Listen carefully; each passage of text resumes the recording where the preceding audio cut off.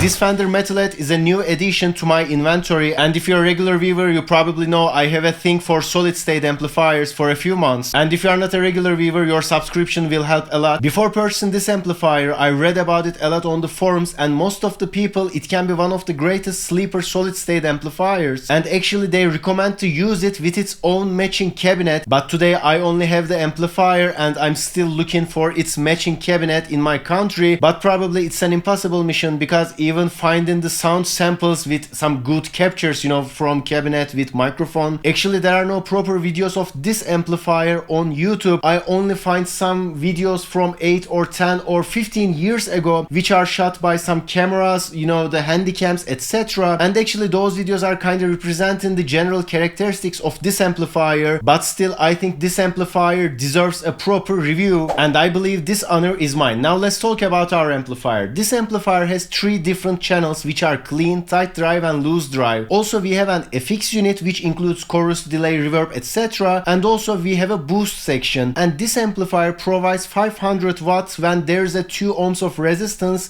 on its speaker out. And on its front panel you can control each of every channel by their own knobs instead of some shared EQ or master output section. And today, instead of going into metal zone, I will play each of every channel of this amplifier. I have 3 different guitars. The first one is Gretsch G2622, and I will use this guitar on the amplifier's clean channel. It's a semi-hollow body guitar with 24.75 inch scale length. Also it's on E standard tuning, and I believe it will represent the clean tones of the amplifier better. And then I have 2 different metal guitars. The first one is obviously my Evil V. It's on C standard. It has a Corina body, maple neck, ebony fretboard. It's a double row size guitars and it resonates like hell. But also I want to represent the tones of the amplifier on E standard too. Because of it, I will use this Warmode Telecaster. So first we will check the clean tones with Gretsch, and then we will check the crunch and high gain tones with this Warmode, and then we will go on full metal with this Evil V. And also we have a Mesa rectifier 4x12 cabinet which is on the other room, and there's a Shure SM57 which is placed as half cap and half cone. Also I have a Maxon OD 808 right beside of me, and now let's hear it.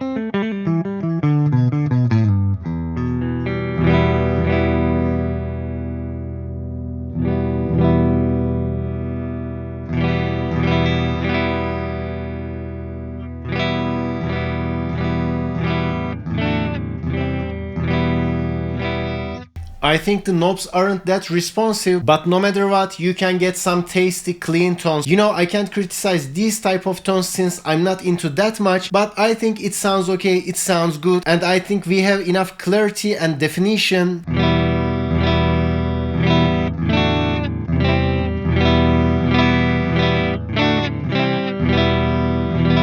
And I think we can hear each of every strings one by one.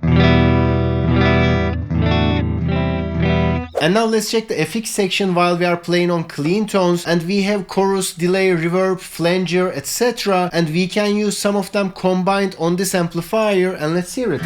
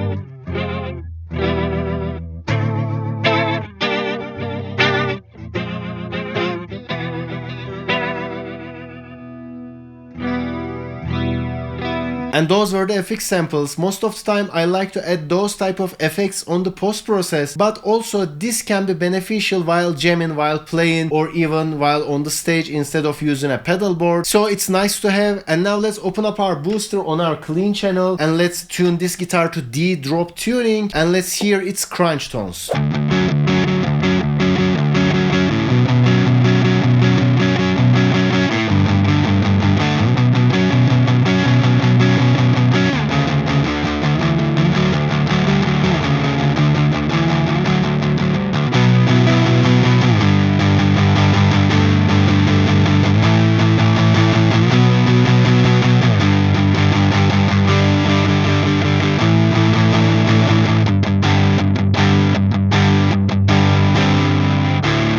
And let's crank the drive knob.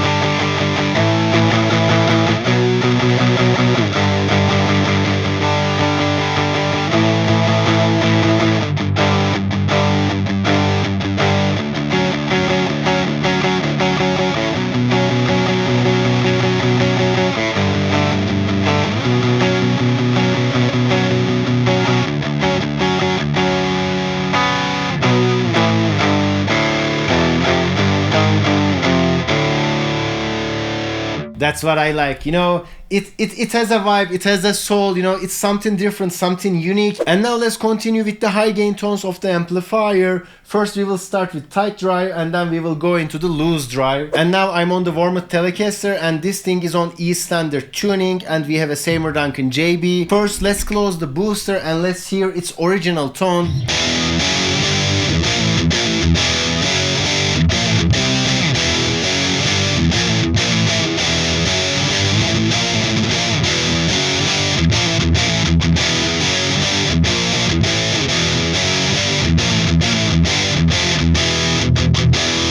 And now let's open up the booster because I think we need it on the tight drive section.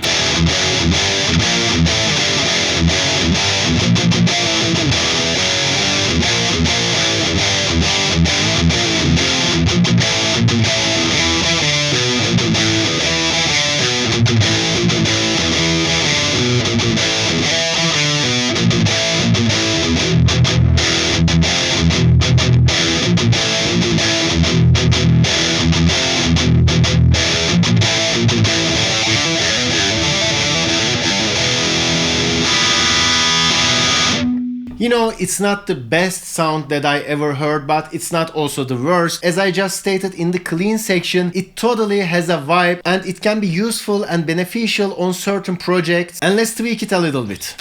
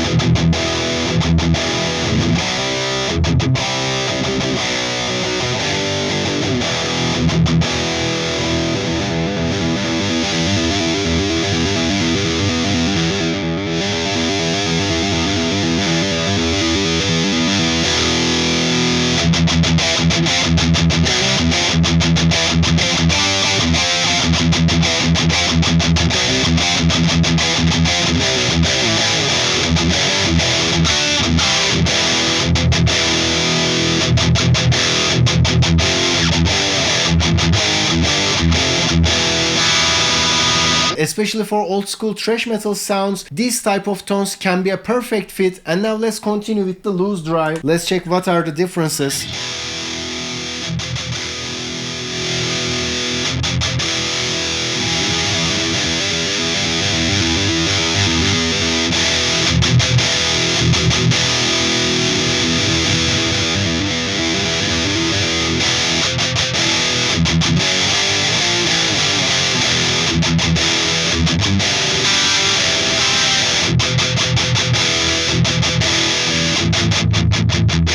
Now I close the booster and on the tight drive channel I crank the drive knob till its last point, but I think on the loose drive we have much more drive compared to the tight drive.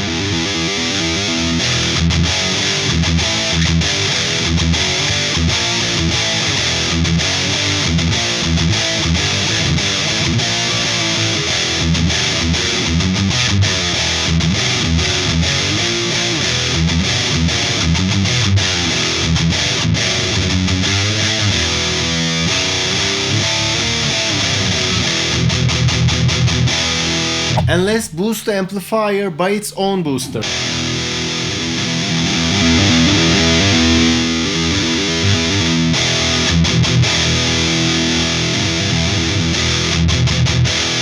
I think the amplifier's booster works like a dB booster instead of an overdrive because it instantly increased the volume of the amplifier.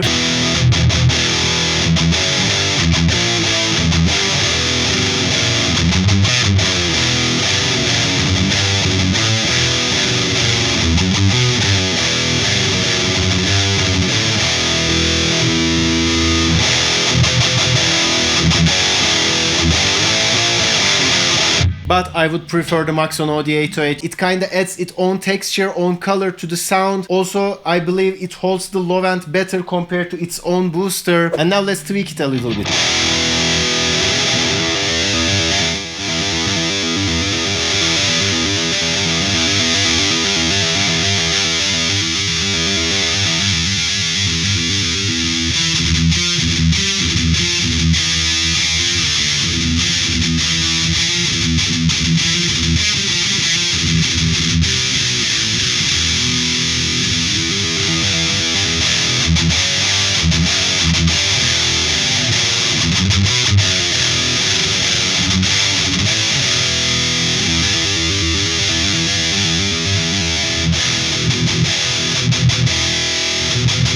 I think this channel is way too saturated. Because of it, I want to decrease both treble and presence.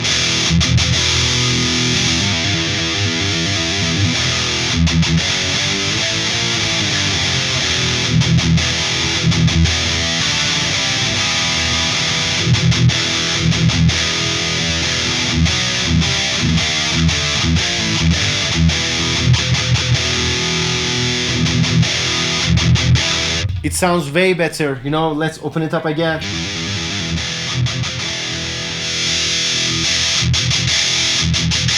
You know, what is that?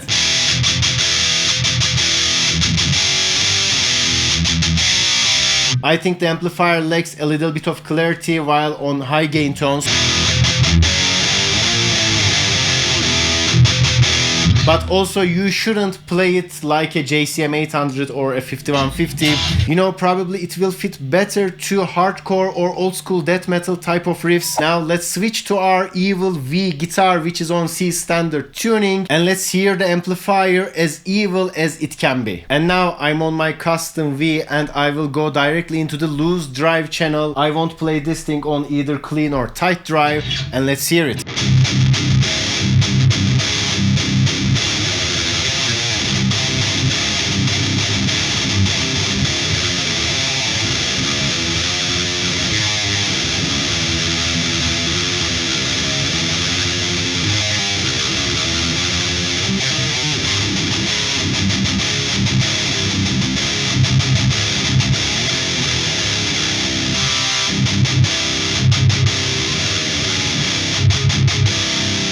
It's really brutal, but I think we need a little bit of more tightness, so let's tweak it.